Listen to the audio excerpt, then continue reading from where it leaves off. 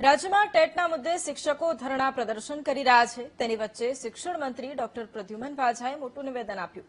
તેમણે કહ્યું કે ભારતના દરેક નાગરિકને પોતાનો હક માંગવાનો અધિકાર છે, જેમાં 2010 પહેલાના શિક્ષકોને ટેટ પરીક્ષા આપવાનો સુપ્રીમ કોર્ટનો આદેશ છે। સુપ્રીમ કોર્ટના આદેશ અનુસાર જે પણ નિર્ણય આવશે તે બધાને બંધન કરતા રહેશે। મહત્વનું છે કે શૈક્ષિક સંઘના નેજા હેઠળ રાજ્યભરના શિક્ષકો ધરણા પ્રદર્શન કરી રહ્યા છે।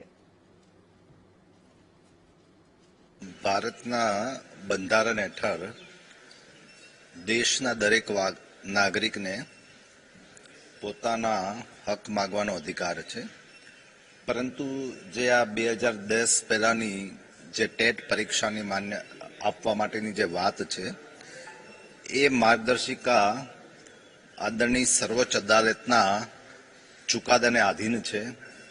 એટલે જે પણ સર્વોચ્ચ ન્યાયાલયનો જે પણ નિર્ણય આવશે એ સમગ્ર દેશમાં બધાને બંધન કરતા રહેશે અને ગુજરાત રાજ્યને પણ ચોક્કસપણે એ બંધન કરતા રહેશે।